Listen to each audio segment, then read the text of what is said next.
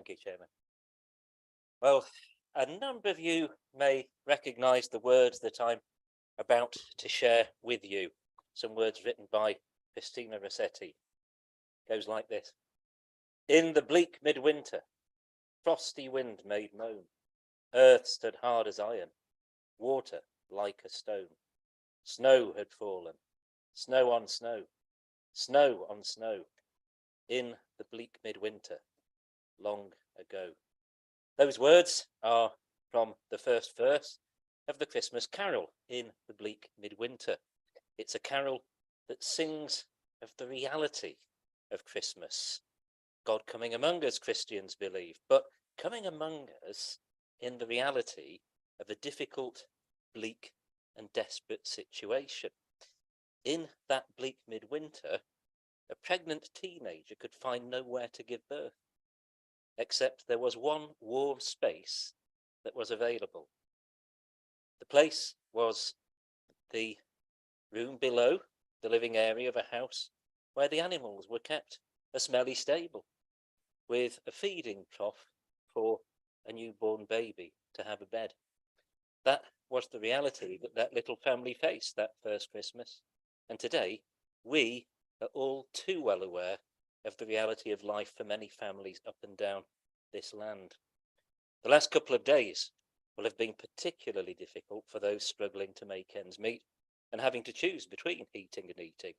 This bleak midwinter, right now here, snow has fallen, snow on snow. And it's difficult, it's bleak, perhaps desperate for some. That first Christmas in the bleak midwinter long ago, someone provided a warm space for Mary and Joseph when they needed it. Today, in our own bleak midwinter, someone is providing a warm space for those who need it now. Places are being opened where people can stay warm. So it's really encouraging to see that councils across the land have taken the initiative in enabling warm spaces to be made available, with funding for them and communicating where those places are. So as I lead us in a short prayer this evening, I'd like to include councils up and down the country, and especially our own district council, giving thanks for all that they are doing right now to support those who are very vulnerable at this particular cold time. So let us pray. We give you thanks, Lord, for the work of councils across our land as they seek to support so many during this period of cold weather. We thank you for our own district council, for all those who serve as councillors, all those who serve on our committees, for the skills and experience of all our council's employees. We pray for all those who bear the responsibility of serving in this council. Enable them to be thoughtful, enable them to be wise in all the decisions they make. And we remember now all the services to people for which our council is responsible. May all the decisions of our councillors promote the well-being of all our communities, and may those who are most vulnerable be supported and helped to live fulfilled lives. We ask these things through Jesus Christ our Lord. Amen. Thank you, Stephen. You may be seated.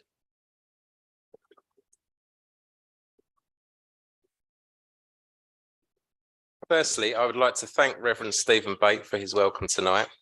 Stephen, you may stay if you wish, but I completely understand if you want to leave us at this point. It's obviously a very busy time of year for you. Thank you, Stephen. I would also like to thank you all for wearing your Christmas attire for tonight's meeting. For the public watching on YouTube, maybe I should explain. We've been dressing up in Christmas jumpers, for example, for probably the last 4 or 5 years. It's not just a bit of fun just before Christmas, but it's used to raise money for the chairman's charity. And to that end, there are 2 charity collection buckets. I think there's one at the front of the chamber and one at the back of the chamber. And I'd be very grateful if you could put a donation in those buckets at some point during this evening. Thank you. My Deputy Chairman, Rosemary Bolton, and myself have attended several events over the past month, including Lights of Love events in Buntingford, Hertford and Bishop Stortford. These are Isabel Hospice events. The High Sheriff's Justice Service at St Albans Cathedral, which was a very impressive service. A tour of the Essex and Herts Air Ambulance at North Weald, which was also very impressive, but for different reasons.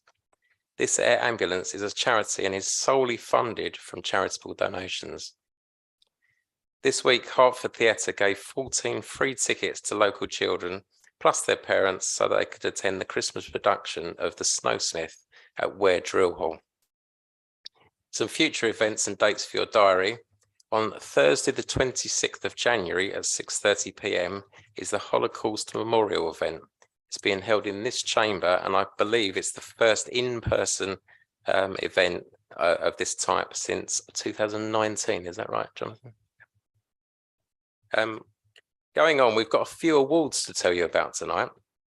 Firstly, Councillor Stan Ball has been awarded a Queen's Platinum Jubilee coin for his services as a voluntary ambulance car driver. Stan has been volunteering for over 22 years, but I'm going to hand over to him now so that he can tell you a bit more about it. Yes, thank you, Chairman. This happened quite a few years ago. I was working with a friend of mine, and he retired about 6 months previous to me. And he asked me what I was going to do, and at that particular time, I didn't have a clue. Well, the rest is history. And obviously I enjoy every minute of it. It's so rewarding to find that you get good results out of these visits that you attend. Some of these people are on 6 weeks treatment, and you get quite close to talking to them, going along the road and talking about the family. And I think it's an ideal job for anyone who retires. If you like driving, you like talking to people, it's ideal. And about a fortnight ago, the traffic manager rang me up. He said, "You do know that how much we appreciate you, Stan." So I said, "Yeah, that's nice of you to say that." He said, and I know, he said, "It's getting close." He said, "One of these days you're going to phone me up and say you've had enough." But he said, "I hope that time is a long time away." I said, "I can agree with that." Anyway, thank you, Chairman. I'm very proud of what I got. Thank you. Thank you.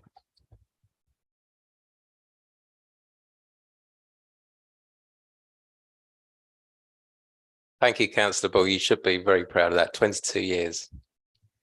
We've got another award that we are going to tell you about tonight. Last year, our economic development team did a lot of work on business support during the COVID recovery period.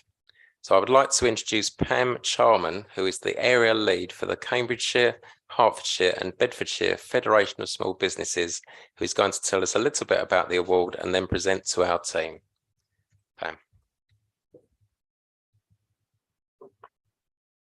Yeah. Thank you, everybody. Thank you for inviting me here tonight. And I'm loving the Christmas jumpers and everything. I hope a few sparkles will do from me if I don't know. Yeah, yes, as you know, my name is Pam Charman and I'm the FSB area lead in Beds, Thames and Herts. I'm delighted to congratulate you and present your FSB Local Government Award, which recognised your programme of business support for local small businesses. When the pandemic hit, FSB worked more than ever at an all England level, sharing best practice for local government in supporting small businesses. We continue to work that way, and that is why we took the decision to expand these awards this year. We want to showcase the very best of what you do and share with you our reflections, plans for the future, and how we can work together. Small businesses are the entrepreneurial backbone of the UK. They make up around 3/5 of private sector turnover and employment. They are more likely to employ women, disabled workers, young people.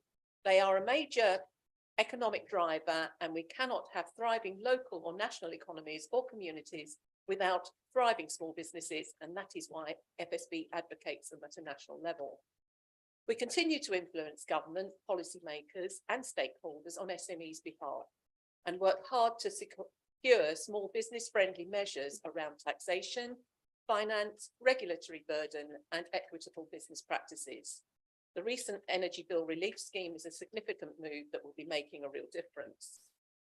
Local and combined authorities have a huge impact on the small business environment, creating a thriving business environment through strategic planning and genuine engagement, and providing business support programs that reflect local business needs. Now more than ever, as we see devolution and levelling up funds, this is the time for small business and local government to work together to address those key challenges in a way that has relevant, tangible and long-lasting results for small businesses. So today we celebrate what we've already achieved together, what you've achieved for small businesses and what we will achieve moving forwards. And I now present East Herts Council as regional winners in the FSB Local Government Awards 2022. Thank you, Pam.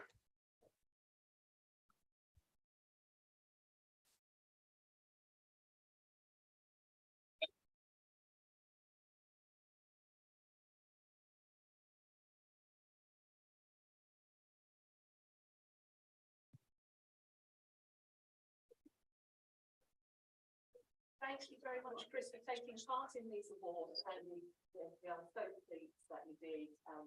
Being a local girl, I'm very happy to do this.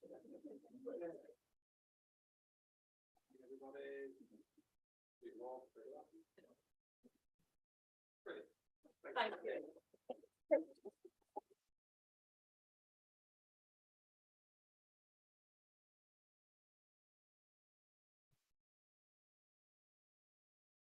Okay, thank you. Just a couple of very short announcements. We are taking out item 11 of the agenda as a very, I'm really pleased that Councillor Hall is here tonight. So agenda item 11 has been removed. Good, excellent.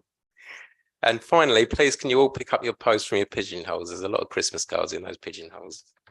And now I'm going to hand over to the leader, Councillor Linda Hazy. Thank you very much indeed. I always enjoy this council meeting because it is actually really quite cheerful. And as always, I have the pleasure of sitting opposite Councillor Beckett, who, as always, is flashing away like mad. So if we all get reported to Standards Committee, it's now possibly out on the YouTube. So there we go. I think, first of all, I'd like to thank our staff who, again, have had to come through most difficult operations. Most particularly our crews who collect our rubbish and have been out there and essentially have done a fantastic job. Very few bins have been missed, and if they have been missed, they've gone back for them later in that day or the following day. It's not easy out there on the roads, and I think it's going to be like this for another few days. So again, everybody needs to keep safe. If you don't need to go out, then don't. And if you do need to go out, please drive or walk very carefully. If I may, Chairman, I would like to ask if Jonathan Kay, Councillor Kay, and also Councillor Cutting could make a couple of announcements on my behalf. Is that all right? Thank you. Councillor Kay. Yes, thanks very much, Linda. The first one is that I'm pleased to say that the government is giving us some more money, and that is from the UK Shared Prosperity Fund. We applied for money for our communities and for various projects and community organisations, and we've got it. We were given, I think, £213,000 to spend between now and the end of next March. And then there will be 2 further tranches of money for the fund coming in 23-24, and then again 24-25. The other item I was just going to mention was to do with the Defence Employer Recognition Scheme. Some of you may remember Councillor Andrew Huggins, who's our Armed Forces champion, asked me a question about this a couple of council meetings ago. And I'm very pleased to say that we have achieved the Bronze Award under the Defence Employer Recognition Scheme. This is a scheme organised by the Ministry of Defence. It affords additional priority for members of the armed forces for social housing and also provides grant support for community events to commemorate the work of our armed forces, including, for example, locally, an educational trip to the First World War battlefields in Belgium for the Watnut Stone Scouts and Guilds, and a nostalgia day that brought young and old together in Sawbridgeworth. There are only 2 other councils in Hertfordshire that have been given this award. So I'm very grateful for Councillor Huggins for raising this in the first place, and very much for championing this. This is the Bronze Award, and what we're going to do now is to work towards seeing what we have to do to achieve the Silver Award. Thank you very much, Linda.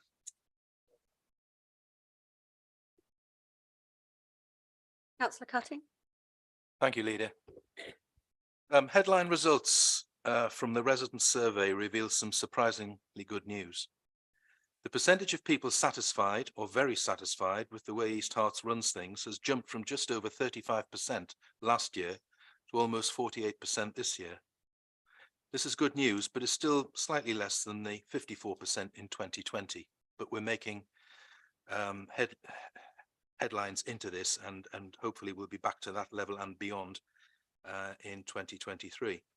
The percentage of people satisfied or very satisfied that East Herts provides value for money has increased from just under 34% last year to 61% this year. It was just over 45% in 2020. I can also report back that those satisfied or very satisfied with the waste services was just over 78%, an increase on the 2021 figure, which was just under 62%. Those satisfied or very satisfied with parks and open spaces has increased from 55% last year to just under 75% this year. This is also an increase on the 2020 figure, which was 71%. The percentage of those residents satisfied or very satisfied with leisure services was 69%, above last year's figure of just over 35%. Which is a very, very strong indicator. Almost 59% of respondents were very satisfied or satisfied with parking services. This is an increase on both the 2020 figure of 32% and the 2021 figure of just under 25%. And finally, over 58% of responders were satisfied or very satisfied with planning. This is an increase from the 2021 figure of just over 13% and the 2020 figure of 13% and the 2021 figure of 18%. Thank you. Thank you, Chairman. That's all the announcements I wish to make. Thank you. Thank you, Leader, Councillor Kay and Councillor Cutting. We now move on to apologies for absence. Do we have any apologies for absence? Yes, Chairman. Yes, Chairman, I've received a number of apologies from councillors Burmett, Brady, Frecknell, McMullen, Stevenson, Page, Huggins and Hollybon. Thank you. Are there any more apologies for absence? Do I hear Councillor Bell? Bell. Thank you. Thank you. Any more apologies for absence? No? Okay, thank you. Now we'll move on to the minutes of the last meeting. It was only a month ago, 16th of November. Are there any amendments to these minutes? Yes, Councillor Curtis. Thank you, Chair. I wasn't sure where best to raise this. Doesn't relate to these minutes specifically, but I believe I emailed you last night that I think it was the Campaign Against Anti-Semitism has this week published its audit of the adoption of the IHRA definition on anti-Semitism by local councils. We voted to adopt this in 2019 in full. Our leader, Councillor Hazy, proposed the motion. I seconded it. It passed unanimously. Thank you to members for that. But there was some ambiguity on that website, on the Campaign Against Anti-Semitism website, over whether or not we have fully adopted it, i.e. including the example. So I just wanted it clarified to the meeting that the full IHRA definition of anti-Semitism, including the examples, is the one that this council uses. Again, I wasn't sure where best to raise this, but I thought that given it came up in the news this week, it was important to address the matter ASAP. Thank you. I'm going to hand over to James Ellis for this. Thank you, Councillor Curtis, and thank you for emailing about this ahead of time. I have had a look at what was discussed in 2019, because that does precede me, and you're quite right, it was accepted in 2019 that that definition was used. The fact that you brought it up at this council meeting means that it will go into the minutes of this meeting, and therefore will clarify that that is the definition that is being used by this council going forward. Thank you, James. There was just one other thing that I noticed in the minutes, and that is it says that the vice chairman and myself attended the Remembrance Sunday events at 4 main towns. Obviously, also another councillor, Councillor Crofton, attended the other one. So we did attend the Remembrance Sunday events at all 5 of our towns. I want to make that clear because we do have 5 main towns, not 4. Thank you. Are there any other amendments to those minutes? No? Okay. Thank you. Can I have a proposer, please? Happy to propose, Chairman. Thank you, Leader. Can I have a seconder, please? Happy to second, Chairman. Thank you. Thank you. We've had a proposer and a seconder. Can we have a show of hands to indicate all those who are in favour of those minutes? Thank you. I think that's unanimous. Are there any against? Any abstentions? No, that was a unanimous. Thank you. Do you need me to sign that? Next item is declarations of interest. Are there any declarations of interest? No, no declarations of interest. Are there any petitions? No, there are no petitions. Okay, we go straight on to public questions. There is one question has been submitted by David Royal, but I believe he's not here tonight. Is that correct? So I will read his question when I find it.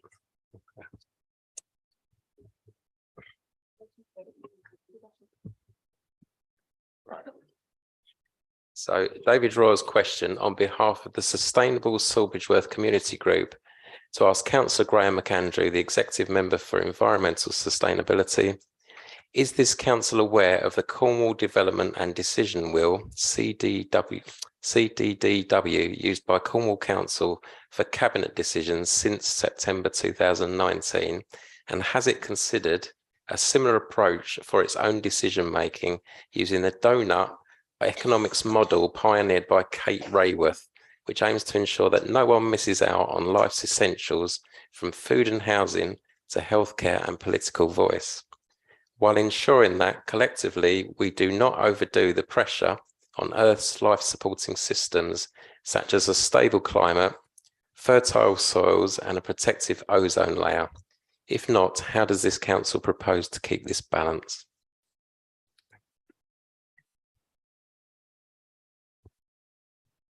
Sorry. Okay. Councillor McAndrew. Thank you. Merry Christmas, Chairman. And Merry Christmas to David Royal and the Sustainable Sawbridgeworth Community Group if they're watching on YouTube. So, in response to David Royal's question, I'd like to thank David Royal for bringing Cornwall's approach to my attention.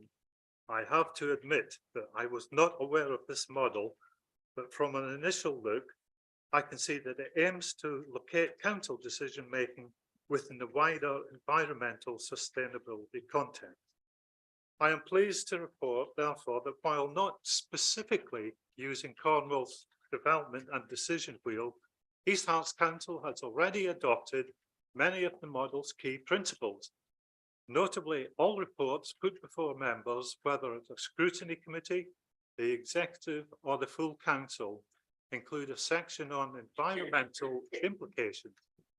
Added to this, as environmental sustainability has been one of the council's corporate priorities for 3 years now, decision-making across the council's broad remit is increasingly being seen through the lens of climate change, air quality, biodiversity, and the like. Examples range from solar panels, air source heating, and other energy efficiency measures at Grange Paddocks and Hartham Leisure Centre, to advanced discussions with housing associations about passive house development and new emission standards for licence taxis set to become among the strictest in Hertfordshire from next April. I think a great example of the council taking difficult financial decisions with regard to its wider environmental responsibilities is our decision to switch our vehicle fleet to 5 vehicles. while delivering a modest but welcome financial savings of £2,000 over the coming 5 years. More importantly, this will give us an annual saving of at least 9 tonnes of carbon dioxide equivalent. That's a total saving of at least 45 tonnes over 5 years, and will also contribute to improving air quality. Finally, earlier today, I, together with members and officers from across Hertfordshire, met representatives of the National Farmers Union to discuss biodiversity, soil sustainability, as these are obviously important considerations given the rural nature of much of our district. So while I and officers will most definitely look into Cornwall's approach in more detail, I hope I have been able to provide assurances that sustainability considerations already play a central role in East Herts Council decision making. Thank you very much, Chairman. Thank you, Councillor McAndrew. Is there a supplementary? There is no supplementary. We now go on to members' questions. 7 questions have been submitted, and may I remind members that both the questioner and the responding executive member must ensure that the question and the reply is succinct, as the total time allocated for consideration of any questions submitted shall not exceed 15 minutes. Given the fact that we now publish the full responses the day after this meeting, short verbal responses are to be encouraged so that we may keep to this time limit. Any remaining questions not dealt with in this time will be responded to in writing before the next ordinary meeting of this council. All responses will be published on the website as soon as possible after the meeting. So, taking the questions in the order they were submitted, can I invite Councillor Norma Simons to ask her question, please? Thank you, Chairman, and happy Christmas to you. Our council agreed a 5-year housing plan in May this year. 6 months has now gone, and I would like to ask the executive member for neighbourhoods for an update on what has happened so far, especially with social housing. Thank you. That's Councillor Peter Boylan, please. Thank you, Chairman. I'd like to thank Councillor Simons for this question. Since Council's approval of the housing strategy in May this year, considerable progress has already been made. Members may recall that delivering more affordable homes with lower rents and even social rents where possible is the very first objective listed in the strategy. I was therefore particularly pleased to officially open the new housing scheme in Buntingford last month, where Hightown Housing have delivered 9 homes, all at social rent levels. Added to this, B3 Living's new scheme in Benjior sees rents capped at the local housing allowance, meaning that they're just 60 to 70% of private market rents in Hertford. I think both schemes show that low rents can and are being delivered when the council and registered providers work together. On top of this, officers are currently exploring new ways to ensure low rents, including talking to 2 registered providers about building homes for social rent on the few small plots of land still in the council's ownership. The housing strategy is, however, about more than simply rent levels. Providing homes for our most vulnerable residents is another major priority.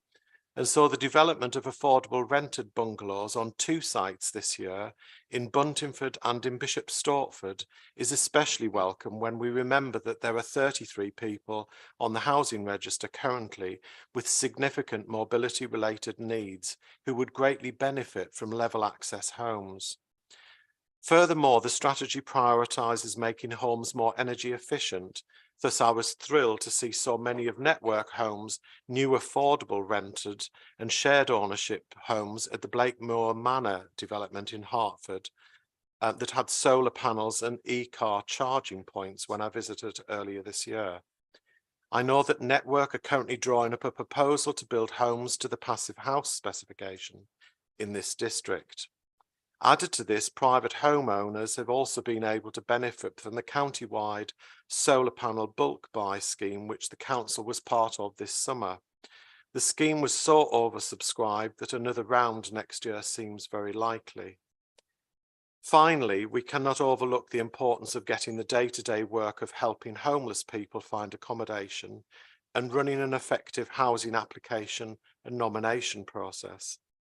I'm currently working with officers on options for speeding up the assessment of applicants' medical circumstances, and I'm very grateful for Councillor Simmons for agreeing to look over those proposals when they're ready in the new year. So, although we are only 6 months into a 5-year housing strategy, I hope I've been able to demonstrate that work is already well underway to deliver the priorities so resoundingly endorsed by members back in May this year. Thank you, Chairman. Councillor Simons, do you wish to ask a supplementary question? I know it's out of order, but can I make a quick comment? Yeah. I came across a veteran, as one does, and the speed that housing worked at was absolutely brilliant because of our Veterans Charter. And they do some really good work. That's what I wanted to say. Thank you, Councillor Simons. Now we're going to move on to question 2. Can I invite Councillor Stephen Reid to ask his question, please? Thank you, Chairman. Due to the previous death in Rochdale due to damp and mould, could a member of the executive explain if any measures have been taken to avoid East Arts repeating what's happened? Thank you. Councillor Boylan again, please. Thank you, Chairman. I'd like to thank Councillor Reid for this question. I'm sure all members were as shocked and saddened as I was to learn of the death of 2-year-old Awab Ishaq, who had endured prolonged exposure to damp and mould in his social rented home in Rochdale. Whilst this council does not hold any housing stock, it does, however, have a very important role to play in helping to avoid such a similar tragedy here in East Herts. This council has a specialist housing standards team within environmental health, which employs several different techniques to tackle damp and mould, culminating where necessary in the use of formal powers to take punitive action. More typically, however, a resolution can be achieved through practical advice and support, with cases remaining open until confirmation that the problem has been remedied, or it returns or worsens, prompting further investigatory visits and remedial action. A high-quality responsive service is provided to the public with detailed advice on the council's website, such as a helpful checklist of things to consider which could be causing the problem and an easy-to-use form for reporting problems. Of note, over the 12 months of 2021 to 22, the environmental health team were approached by 62 tenants in social and private rented housing whose complaints primarily concerned damp and mould. Perhaps understandably, the number of enquiries have increased in recent weeks, so I'd like to reassure members that the environmental health team has reviewed all current and recent cases and are confident that there are no open cases which mirror the conditions which led to the young boy's needless and preventable death. Of course, social landlords also have a key role to play in tackling damp and mould. At the council's request, the district's largest landlords, covering 9 out of 10 affordable homes, have provided details of how they are supporting their tenants. I have passed this information to fellow members as soon as I have received it. Officers from both the housing and environmental health teams are continuing to work with all social landlords to ensure no tenants' reports of damp and mould go unheeded. It is also worth noting that on the 22nd of November, the regulator for social housing also wrote to all housing associations asking for a range of assurance to prevent a recurrence of such an incident. Finally, if a tenant approaches the housing service feeling a need to transfer to another property due to damp and mould, housing and environmental health officers immediately work closely with the landlord to alleviate the problem and so avoid a disruptive move. If on the rare occasion a move may be necessary, officers discuss with the medical advisor currently commissioned to assess housing applicants' circumstances. The medical advisor has assured the council that she always carefully considers the impact of reported damp and mould on an applicant's health, and has reported that she will remain vigilant of any new national guidance or best practice issued. I hope I have been able to reassure members that the council takes all reports of damp and mould extremely seriously. The council will always work with tenants, landlords and householders to find effective permanent solutions, and will not shy away from using its powers to require and force landlords to carry out remedial works if necessary. Thank you, Chairman. Thank you, Councillor Boylan. Councillor Reid, do you wish to ask a supplementary question? No further questions. Thank you. Thank you. Going on to question 3, may I invite Councillor Alexander Curtis to ask his question, please? Thank you, Chairman. My question is to Councillor McAndrew, Executive Member for Environmental Sustainability.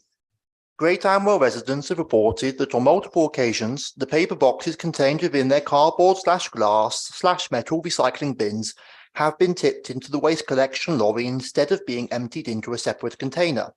What steps are being taken by East Herts District Council to ensure that the contractor, Abasa, stops doing this in line with our contract with them?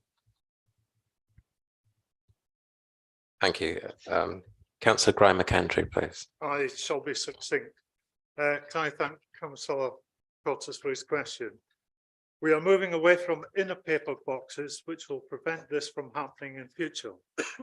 Abasa have reminded the staff to check recycling bins before emptying.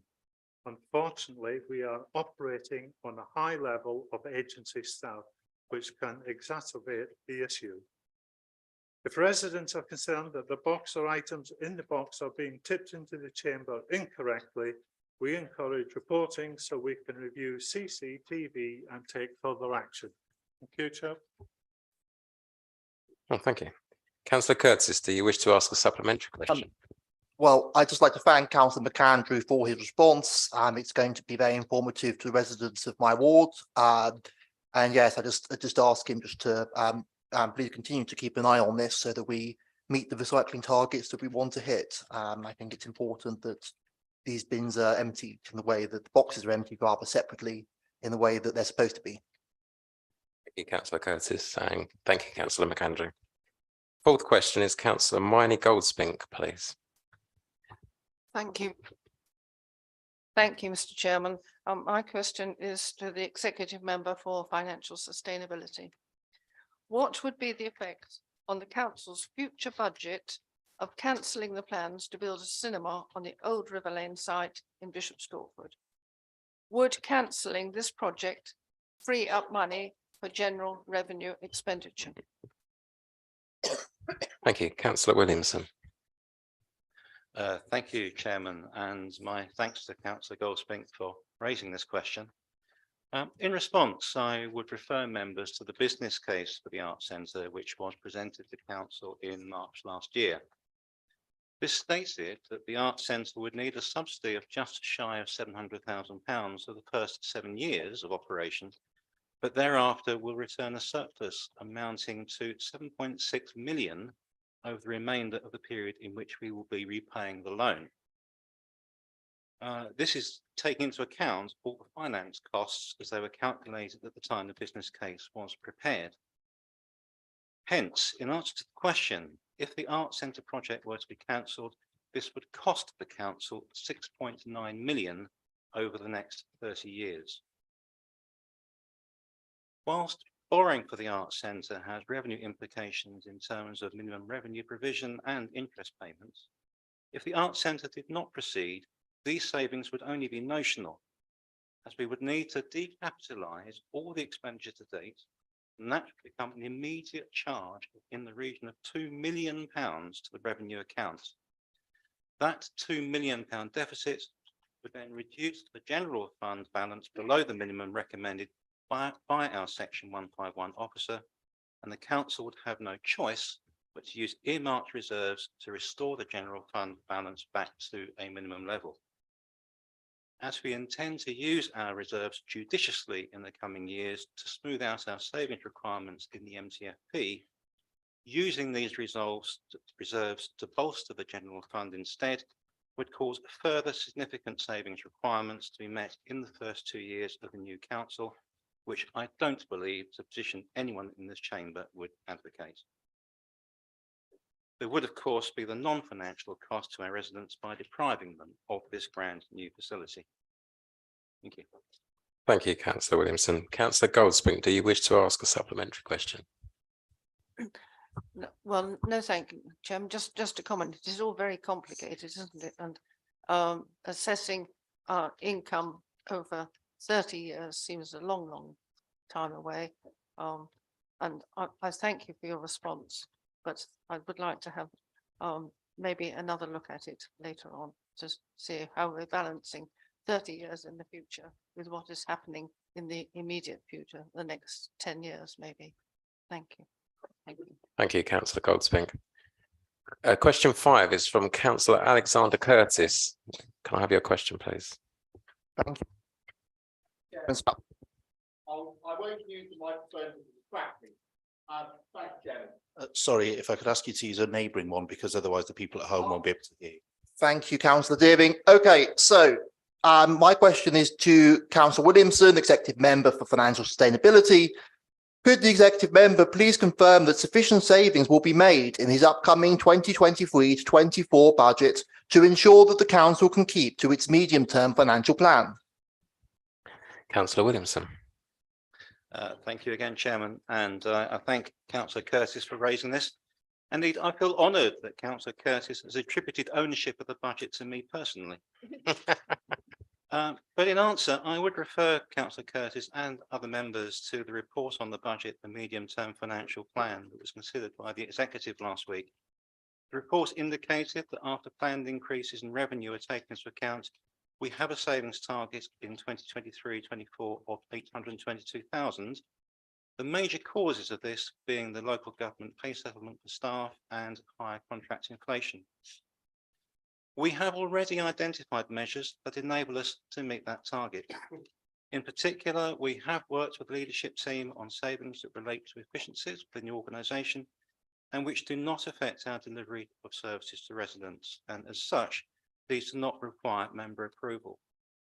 These savings have a combined value of 866,000, which, being in excess of the target, means that in relation to Councillor Curtis's question, that sufficient savings have indeed been identified to allow us to present a balanced budget for next year in line with our medium-term financial plan.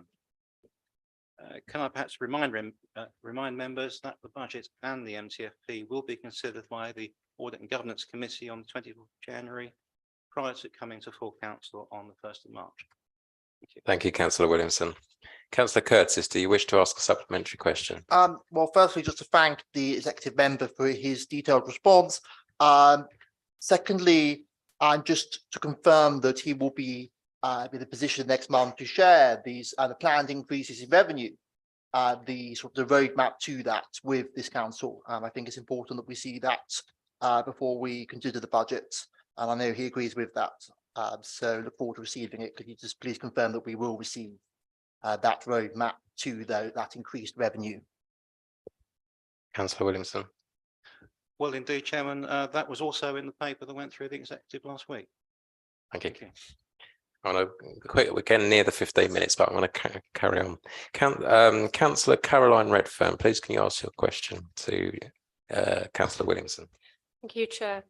In view of the Transforming East Herts programme and the plans to severely slim down East Herts spending, when will the Executive publish the plans in full to let residents know what they are doing to ensure services are protected and they will not be underserved? Councillor Williamson again. Thank you again, Chairman, and my thanks to Councillor Redfern. Well, the business case for the transformation programme was published in July, and this gives the details for what the programme comprises and what it will achieve. Its aim is to enable the council to protect its delivery of services, but at lower costs through efficiencies and greater use of technology. We believe this will give our residents a better experience overall, yet at the same time contributing to our need to reduce expenditure. With reference to my earlier reply to Councillor Curtis, this is already bearing fruit with the savings that have been identified for the next financial year, which will save 822,000, but with no impact on the quality of our services to our residents. Going forward beyond next year, there are further savings that will be required, and the transformation programme will be at the very heart of this. And in conjunction, the new administration after next May will be tasked to set the new corporate plan, and alongside that undertake a reconciling policy, performance and resources exercise to ensure its future spending is aligned with its new corporate plan priorities. Thank you, Councillor Williamson. Councillor Renford, do you wish to ask a supplementary question? No, thank you, but thank you for the answer. Thank you. I'm gonna quickly rush on so we do hear all the questions. So question 7, once again, Councillor Caroline Redfern, can you please ask your question to Councillor Graham McAndrew? Yes, what is the council doing to address issues of parking, speed limits and rat runs throughout the district, but in particular the serious issues in West Street, Hertford? Thank you. Councillor McAndrew. Yeah, can I thank Councillor Redfern for a question? The management of speeding and inappropriate use of roads as a through route is for Hertfordshire County Council, the Highway Authority, to consider. East Herts Council has no powers to manage these types of issues. The power to enforce the associated traffic regulation orders would be for the police to undertake. East Herts has no powers to engage. We will, of course, direct correspondence to the appropriate authority and, if possible, highlight the issues directly to the police. We will carry out parking enforcement when obstruction of residential driveways or drop curbs are reported by the public. In relation to parking in West Street, there are very limited parking restrictions in the road. These are checked daily through the mobile patrols carried out by the civil enforcement officers. Thank you, Chairman. Thank you, Councillor McAndrew. Councillor Redfern, do you wish to ask a supplementary question? I think it might be important to check them more than once a day. There's a great turnover of parking in that road, but that's just a comment. Thank you. Thank you for the reply. Councillor McAndrew, do you wish to respond? Okay, thank you. Okay, we're going to move on to the next agenda item, which is agenda item 9. It's an executive report on 2 meetings, one on the 25th of October and one on the 22nd of November. So I'm going to invite the leader to present her report. Thank you, Chairman. Again, all the items were resolved except for 4, which came to the executive and need approval through this council. The first one is agenda item 9A, which is the council tax support scheme. And I'm asked Councillor Williamson to present it. Thank you, Leader. Thank you, Chairman. As members will know, we are required to review our council tax support scheme every year and have done so since the scheme was introduced in 2013. We have done so again for the forthcoming year, and as before, we have found the arguments point to a recommendation that the scheme continues unchanged. Therefore, we just have the one recommendation, please, on page 55. I'm happy to move. Thank you. Thank you. Can I have a proposer, please? Councillor Williamson, and a seconder, please. I'm very happy to second. Councillor Pope, thank you. So we've had a proposer and a seconder. Does any member wish to comment or ask a question? Councillor Goldspink. Thank you, Mr. Chairman. This Liberal Democrat group is happy to support this recommendation. Thank you. Are there any more questions or comments on this item? No, I can't see any. So we'll go straight to, so the recommendation is on page 55, and the recommendation is that no changes be made to the local council tax support scheme for April 2023. Can I have all those in favour, please? Thank you. I think that's unanimous. Are there any against? No, any abstentions? Thank you. That's carried. Thank you. The next item, item 9B. Thank you again. This is north of Heartland, west of Wadesmill Road, Bengio, called Hart4 Phase 2 Master Planning Framework. And I'll ask Councillor Goodeve to introduce it, please. Thank you, Leader. Within the district plan, policy DES 1 master planning requires all significant development proposals to prepare a master plan. Master plans should be collaboratively prepared and informed by community engagement. For the north of Hertford, land west of Wadesmill Road site, Policy Hart 4 also requires a master plan to be prepared. Policy DES 1 states that in order to ensure that sites are planned and delivered comprehensively, any application for development will be assessed against its contribution to the master plan as a whole. The Hart 4 master planning framework has been prepared on a collaborative basis in accordance with these policies and has involved input from the Shaping Hertford Steering Group as part of this process. Are there any comments or queries before we move to the recommendation? Yeah, normally we have somebody to propose and one, somebody to second before we move to the questions. I'm proposing. Can I have a seconder, please? Councillor Ruffles. Chairman, there's nothing controversial, I think, about this agenda item. Benjo ward members will agree. For those who understand the point and purpose of master planning, which the executive member has just outlined for us, and as a Benjo ward member, I formally second. Thank you, Councillor Ruffles. Does any member wish to comment or ask a question on this item? Councillor Goldsmith. Thank you, Mr. Chairman. Well, I and my group have found this rather confusing because it seems that there is some public opposition to what is being proposed, and there does seem to be.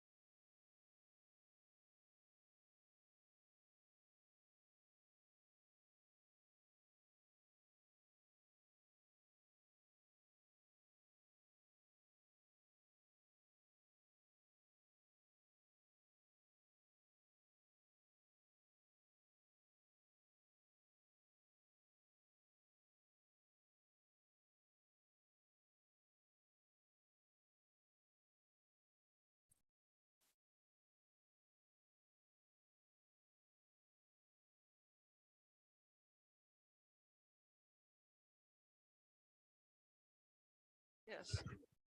Hello, can you hear me now? Is that better? Yeah.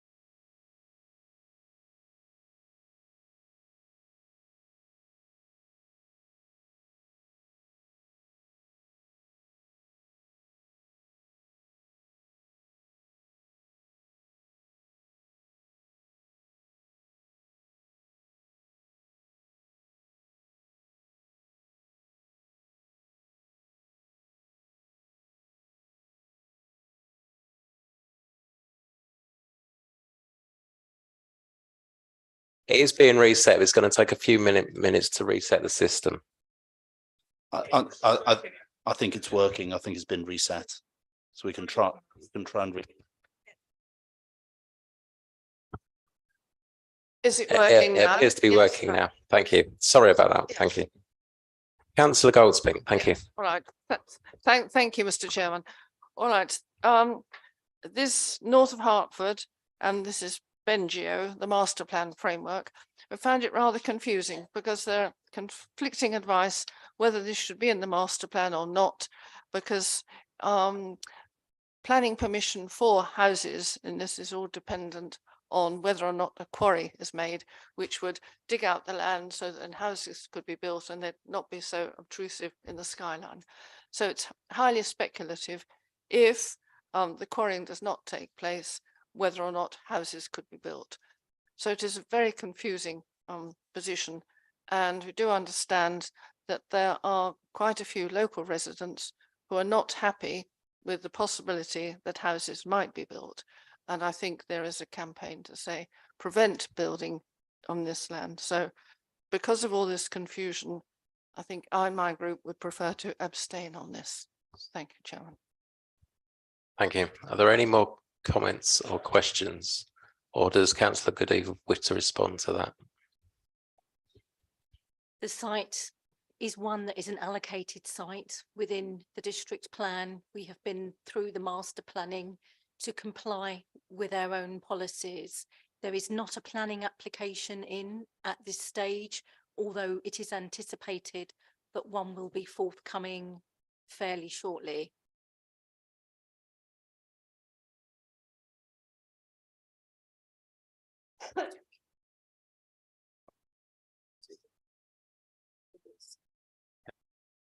Sorry, Councillor Wilson. Thank you, Chair. It's just to say that I would support the Save Bengio Fields campaign.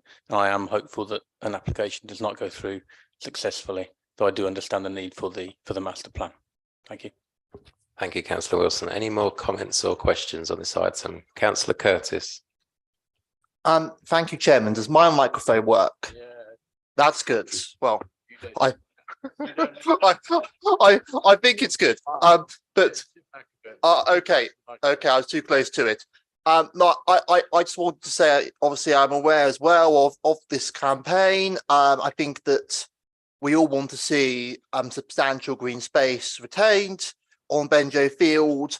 I think that is proposed in this master plan. If I can see, well, unless my eye deceive me, there's a lot of green really preserved in this at this location, the master plan. And in any event, it has been proposed tonight by Councillor Raffles, who I think knows Bengio probably better than anyone. So I'm inclined to support the motion. I'm going to defer to local knowledge on this. Thank you, Councillor Curtis. Any more questions or comments on this item? Thank you. Right, this is the second item in the executive report and the recommendation is once again on page 55 of your agenda pack. The recommendation to council is that the North of Hertford, land west of Wadesmill Road, Bengio, Hart 4, Phase 2, Master Planning Framework, October 2022, be agreed as a material consideration for development management purposes. All those in favour, please. Thank you. All those against? And all those abstaining? That is that five? Five.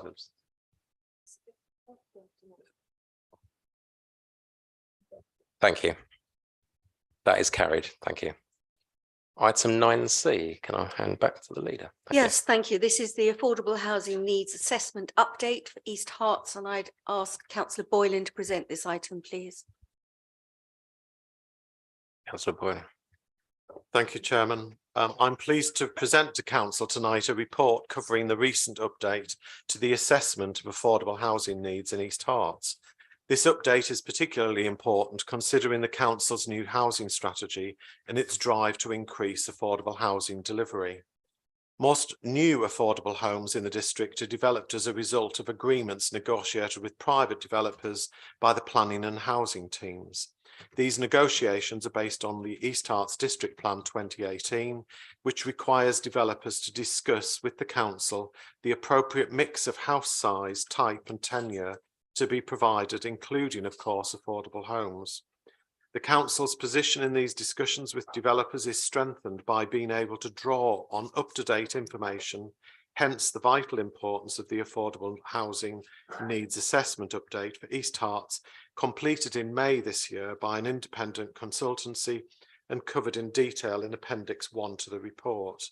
I would like to draw members' attention to the fact that the updated figure of 315 new affordable homes being required each year until 2033 continues to support the council's policy of requiring 40% of homes to be affordable on all but the smallest sites. Furthermore, the figure supports the council's position regarding strategic sites such as the Gilston Garden Town. I'm particularly pleased to report that for the first time, affordable housing need figures at sub-district level have also been calculated.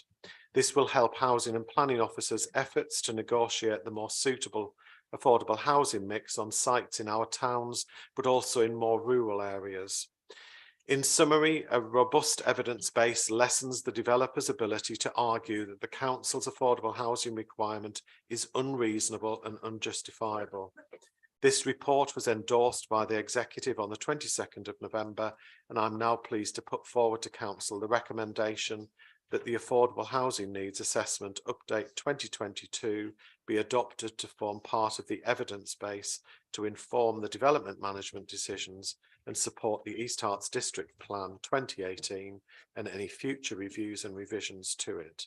I would therefore propose to council the recommendation outlined on page 56 of the executive report. Thank you, Councillor Boylan. Can I have a seconder for that proposal, please? Councillor Simons. I'm happy to second. Thank you, Councillor Simons. So we've had a proposer and a seconder. Does any member wish to comment or ask a question? Councillor Goldspink. Thank you, Mr. Chairman. Well, Liberal Democrat Group is happy to support this, but it is sad to note that there is still so much need for affordable housing in our district. And we do hope that this council will really try to provide more affordable homes. But we support this updated report. Thank you. Thank you, Councillor Goldspink. Any other questions or comments? Councillor Curtis. Thank you, Chair. I welcome the fact that an assessment update on this has been published to us. At the same time, I'm disappointed to note that under 20% of the total number of affordable homes that are estimated to be required to 2033 are homes for people to own rather than rent. So we're talking about an affordable housing mix where over 80% are, I say affordable because it's not necessarily affordable to many under the definition used, but over 80% here are going to be for rent rather than for people to own. And that's something that I don't personally support. I understand the reasoning for it, but as members that sit on Overview and Scrutiny Committee with me will know, I think that we need to be doing more to encourage home ownership locally, rather than simply building homes for people to rent. So for that reason, I'll be voting against the adoption of this update this evening. Thank you, Councillor Curtis. Are there any other members who wish to ask a question or comment? Yes, Councillor Crystal.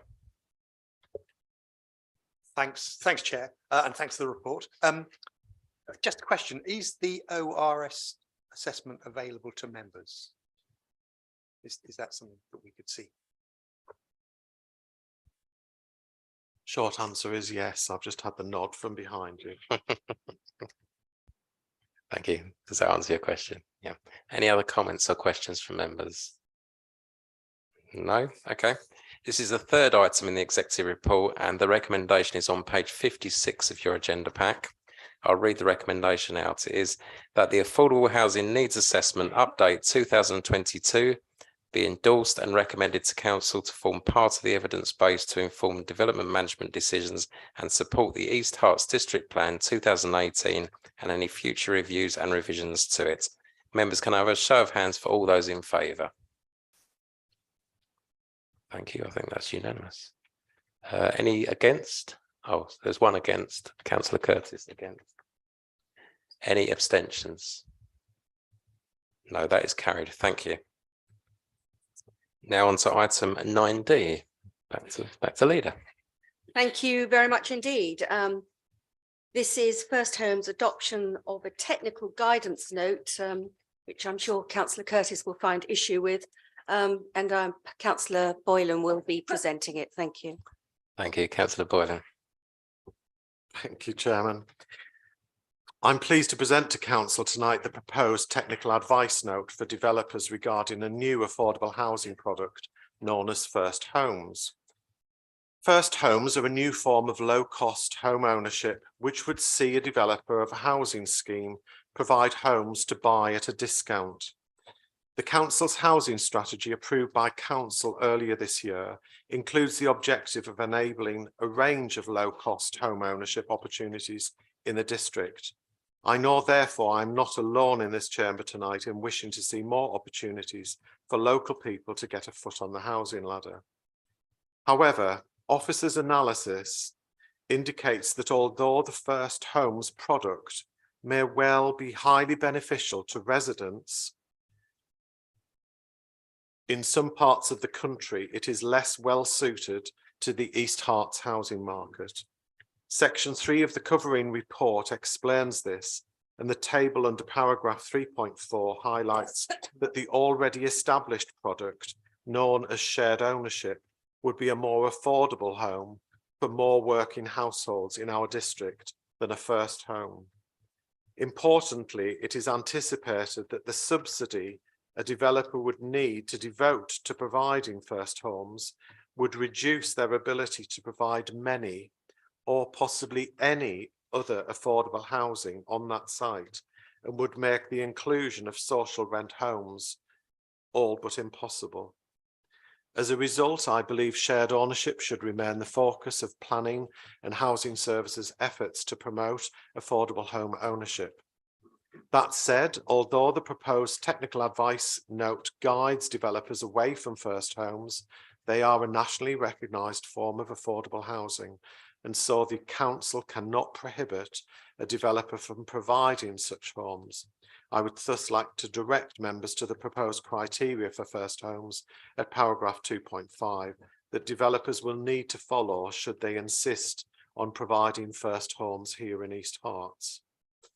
Before closing, I would like to thank members of the Overview and Scrutiny Committee for considering the report at their meeting on the 20th of September. Appendix B lists the points raised and my responses. Of note, I have asked officers to discuss with registered providers and developers what options there are for bringing forward larger properties for shared ownership. This report was also endorsed by the Executive on the 22nd of November, and I would therefore propose to Council the recommendation outlined on page 56 of the Executive report. Thank you, Chairman. Thank you, Councillor Boylan. We have a proposer. Can I have a seconder, please, that item? Councillor Bob Deering. Thank you very much, Chairman. I'm very pleased to second this. This council has one of the highest policy provisions for affordable housing in the district at 40%. So we take affordable housing seriously and we're good at it. I think it's very good that we've thought this through. I think it's very good that we're making people know what our views are on this topic. So I heartily second this item. Thank you. Thank you, Councillor Deering. We've had a proposer and a seconder. Does any member wish to comment or ask a question? Councillor Goldspink. Thank you, Mr. Chairman. Well, the Liberal Democrat group is very happy to support this. I welcome the report, and I'm very glad that our officers have given such a detailed account of how this system could work in East Herts, and pointing out that it's not really suitable for this district. It may well be suitable in other districts in the country, but it's not suitable in East Herts. And what really worries me is the fact that the developers can make the decisions and they can decide if they want to use this scheme, and it is out of the hands of East Herts District Council to protest or do anything about it. So although there are some guidelines, that would not prevent developers from actually using this scheme. And as has been pointed out, that might result in fewer homes available for affordable rents or social rents. So I'm very glad that our officers have made such a detailed report and pointed out the difficulties. And yes, we fully support this recommendation. Thank you. Thank you, councillor Goldsmith. Councillor Redfern. I'd just like to add my grateful thanks for this report. It's very, very good and very detailed, and I share everything that Councillor Goldspink has said about this. Thank you. Thank you, councillor Redfern. Are there any other members wish to question or comment on this item? No? Okay. So the recommendation A is detailed on page 56. I'll read the recommendation out. Is that the First Homes technical advice note be recommended to council for approval. Members, can I have a show of hands whether you're in favour of this? Thank you. Any against? Councillor Curtis. And any abstentions? Thank you. That is carried. Thank you. The next item is item 10, which is a council tax base. I'd like to invite the Executive Member for Financial Sustainability, Councillor Williamson, to present this report. Councillor Williamson. Thank you, Chairman. Well, perhaps in the same way that this pre-Christmas meeting is symbolised by the regularity of us being invited to come along in Christmas attire, so also as it's symbolised by the annual request to look at the council tax base. As it does come to us at this time every year, and the paper sets out the anticipated council tax base at district and parish levels for the next financial year. This is important as these numbers are used as part of the overall calculation of council tax levied not only by ourselves but also by county, town and parish councils and the police. I must stress the way we calculate the tax base is governed by statute and we have no discretion. Nevertheless, we as the council are required to formally approve the paper in order that the other billing authorities can be notified of the tax base figure. And to this end, there are the two recommendations A and B on page 98. Chairman. Thank you, Councillor Williamson. Can I have a seconder for that, please? Councillor Rishi Fernando. Thank you, Mr. Chairman. Happy to formally second these recommendations. Thank you. Does any member wish to comment or ask a question on this item? No? Okay, so we go straight to the debate. Members, there are two recommendations, A and B. Councillor Williams said page 98. I've got page 101 on my notes. I apologise. I'm sure you're right. So it's recommendations A and B on page 101 of the agenda pack. Members, could you raise your hands to indicate whether you're in favour of this item? Thank you. I think that's unanimous. Any against? And any abstentions? No, that is carried. Thank you. As I said earlier, we're going to skip item 11 and we're going to move on to item 12, which is motions on notice. Can I, item 12A, can I invite Councillor Linda Hazy to present her motion on notice? Thank you very much indeed. The motion says, this council notes the Local Government Association is calling for support from organisations to sign the Debate Not Hate public statement, aiming to address the rise in abusive and intimidating behaviour directed at local politicians. This council acknowledges the findings of this report, principally that 88% of the locally elected representatives who responded to the survey have faced abuse and intimidation in the last 12 months. 73% have experienced it over social media, where it seems to become increasingly normalised, and 64% said they have experienced it in person. This council understands this can have a significant impact on the health and well-being of our members and their families, and we should be taking steps to ensure elected representatives feel safe and secure in our communities.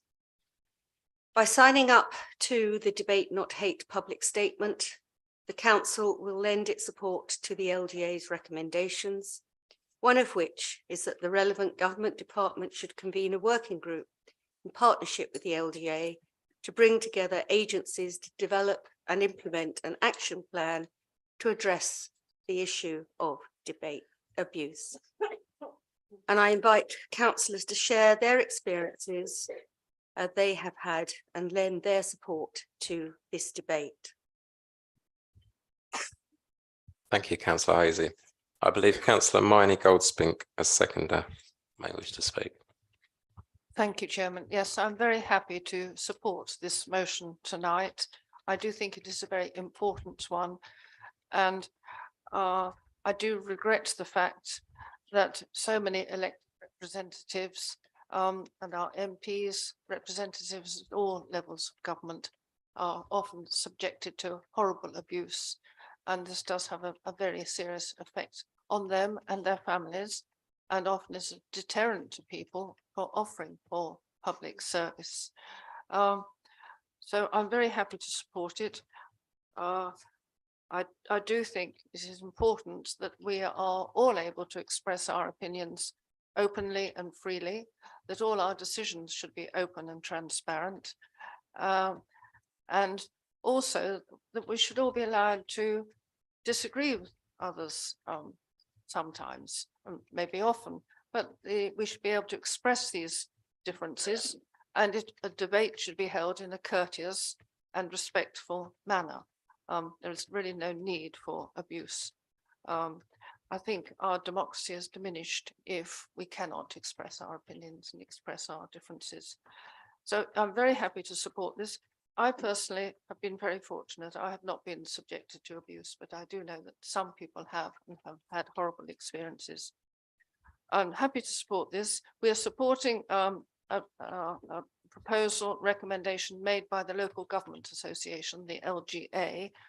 I would like to request that the full amount of recommendations is published with our minutes, so that members of the public, if they are interested and wish, they can read on the minutes what we are actually signing up to, what we are agreeing to.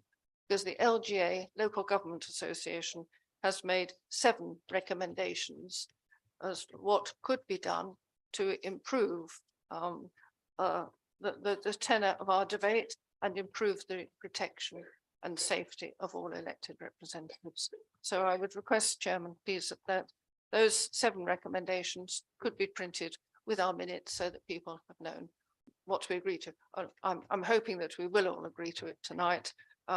Yes, so I'm very happy to second this recommendation, and I commend it to all councillors. Thank you. Thank you, Chairman. Thank you, councillor Goldspink. Does any member wish to comment? Councillor Buckmaster. Thank you, Chairman. I think in difficult times, we're aware that officers and members can come under pressure. It can vary. I think the issue is that maybe people are not quite as aware as how much offensive information can come to councillors. And in a way, we can be a buffer to things moving up because we try to do our best to explain. But it does go too far. And the issue for me is that we're all much more available than we have ever been because of social media. And there are good things, very good things about that, because we have much more direct contact with our residents. We can get very positive responses back. We can get thanks back. We can sometimes get people being cynical, but occasionally people go too far. And social media also allows people to direct message us. And I think the issue with that is that then they feel that they can say what they like.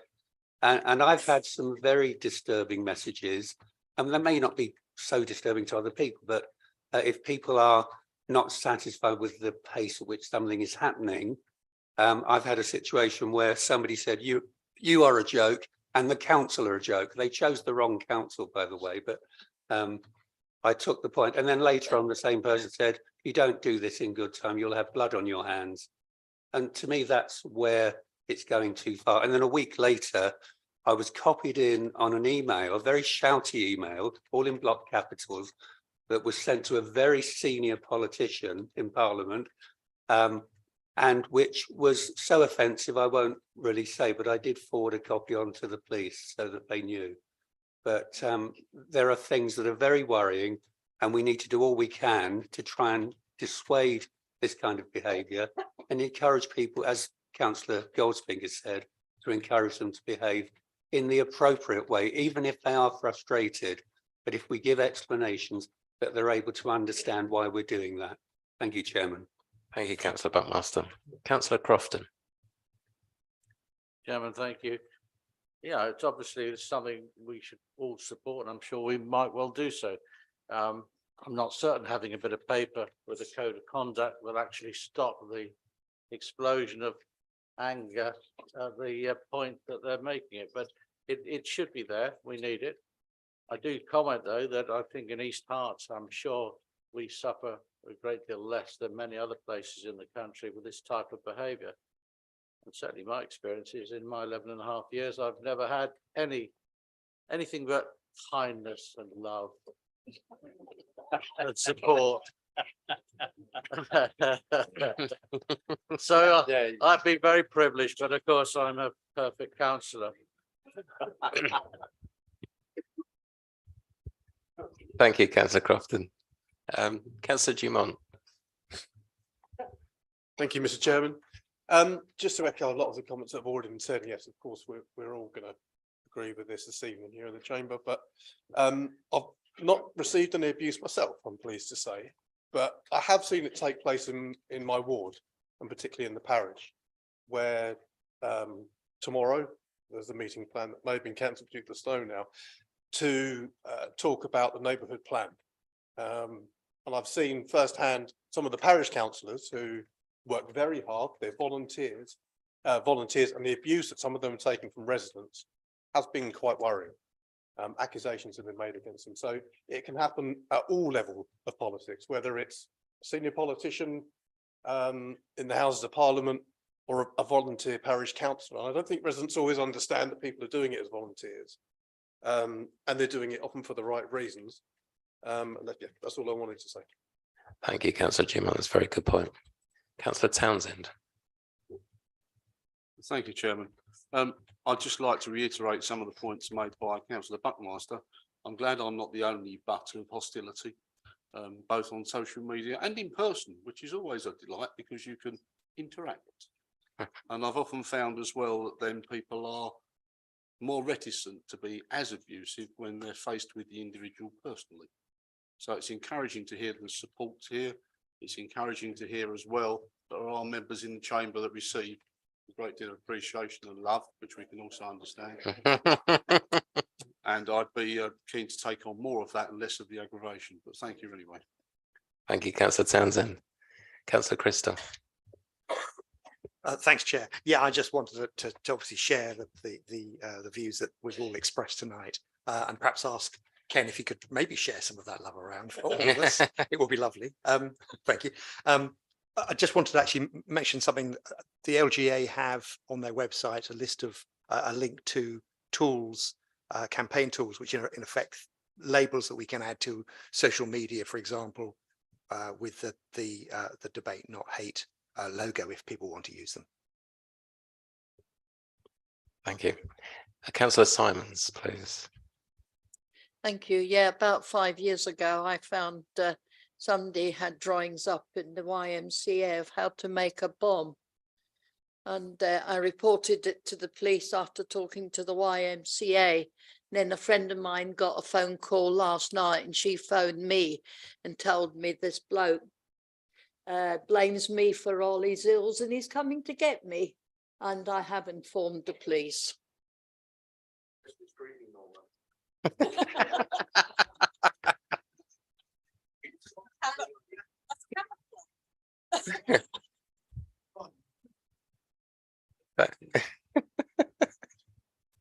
Thank you, councillor Simons.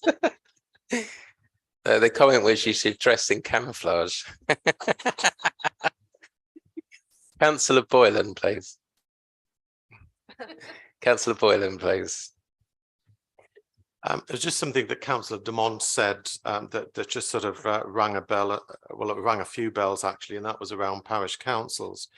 Over the last couple of years, I've seen 2 parish councils almost wiped out. And some of that was about public abuse, but actually some of it, and in fact a lot of it, was about abuse from one councillor to another. So I think there is also, this is not just about us being done to, it's about what we do to each other as well. And having been a member of this executive for the last nearly 4 years now, I don't think any of us sitting here tonight would say that we don't take our responsibility seriously, and we're here to be held to account. But actually, we need to be respectful of each other as we do that. And what worries me is how many people will be put off from standing again.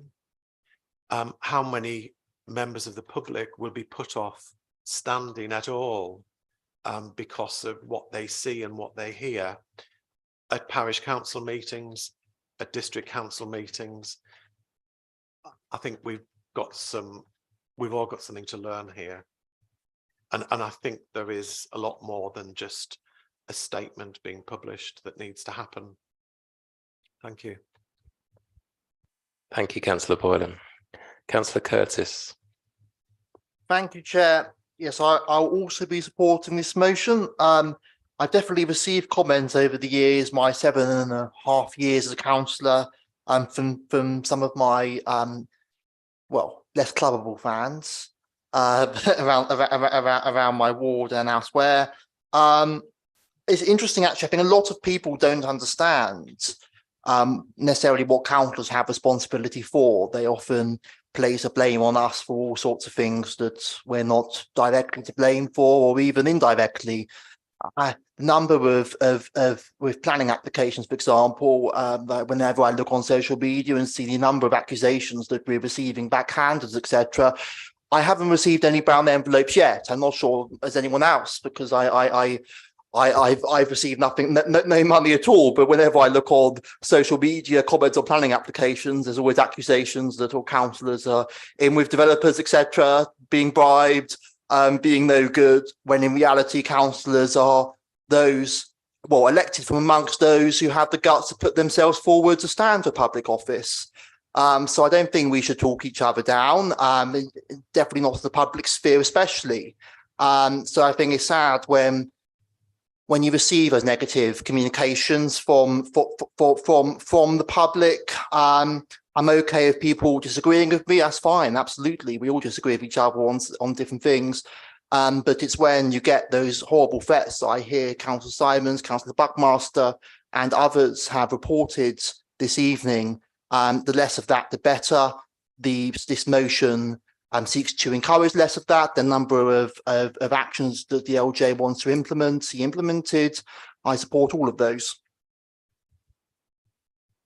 Thank you, Councillor Curtis. Are there any other members wish to say anything? Yes, Councillor Jones.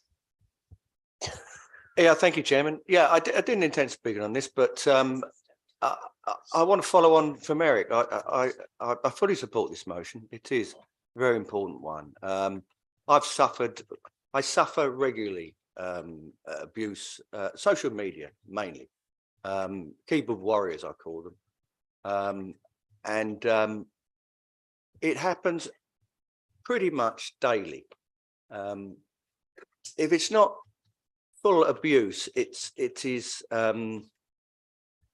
wrongful comments that I get. It affects my family. It's affected my family in the past.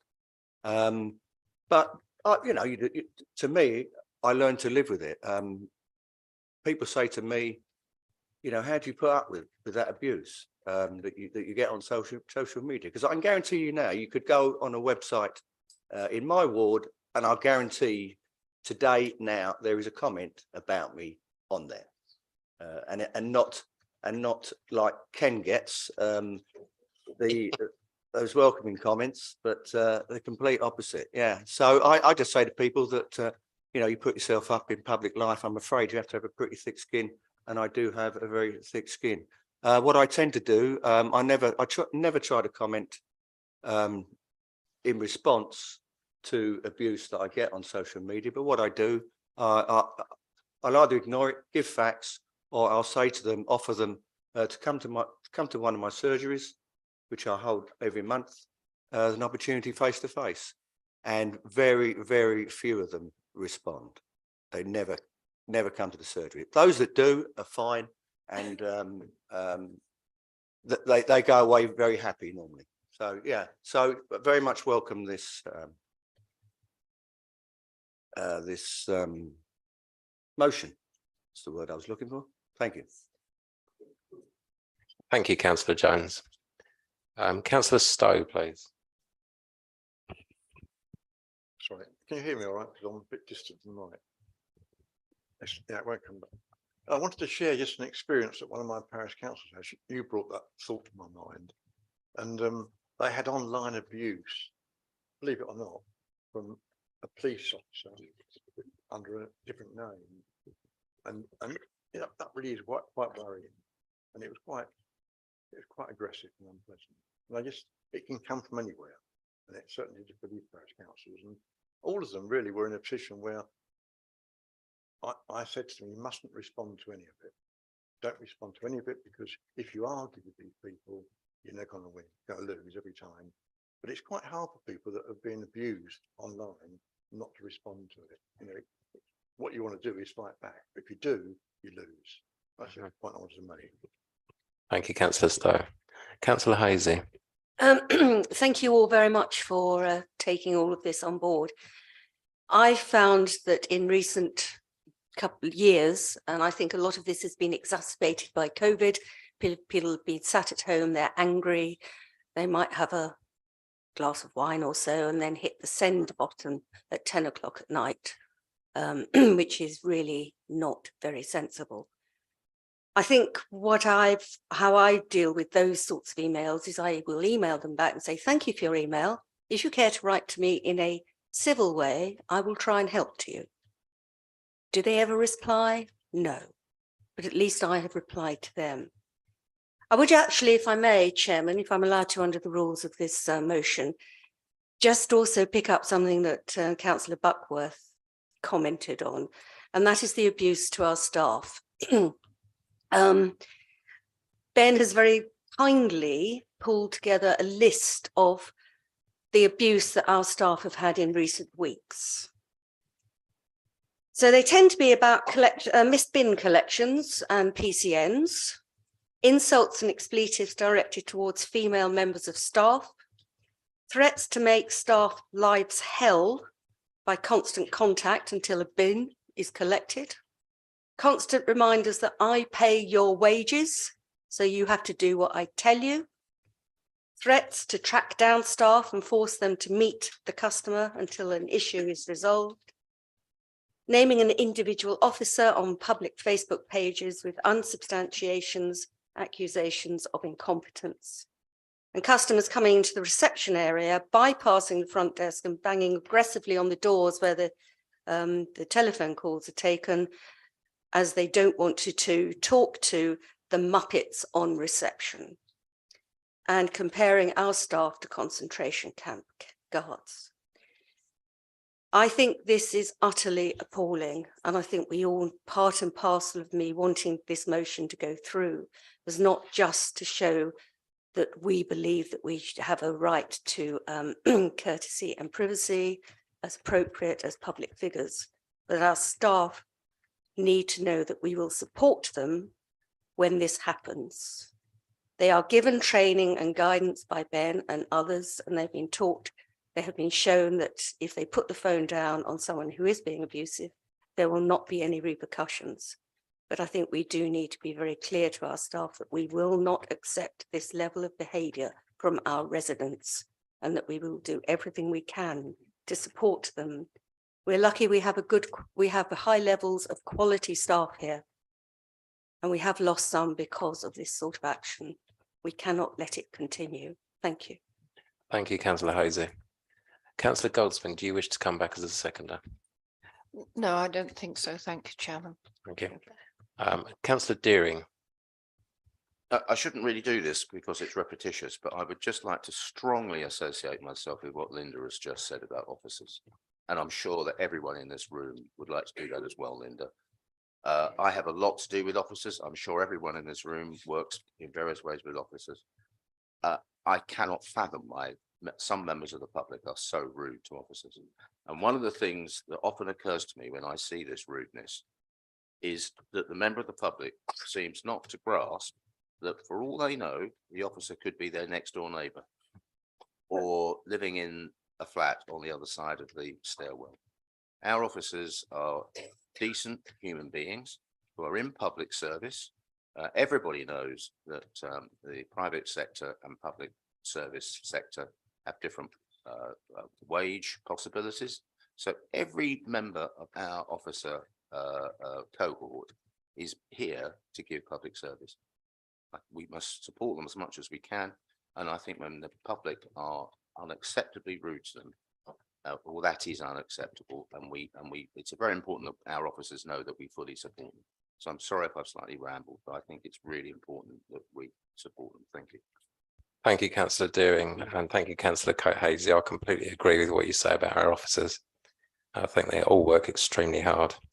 I'd also like to add that within this council chamber, I've always found the members in this council chamber to be honest, transparent, and we always have a decent debate in here, but it's never rude and it never crosses the line. So I want to thank each and every one of you for that. Thank you. So after that, members, the motion is set out on page 113 of the agenda pack. Could we have a show of hands whether you are in favour of this motion? I think that's unanimous. Thank you. Are there any against or any abstentions? No, everybody's in favour. Thank you very much, members. So members, that concludes tonight's business. I declare this meeting is closed at 8:39.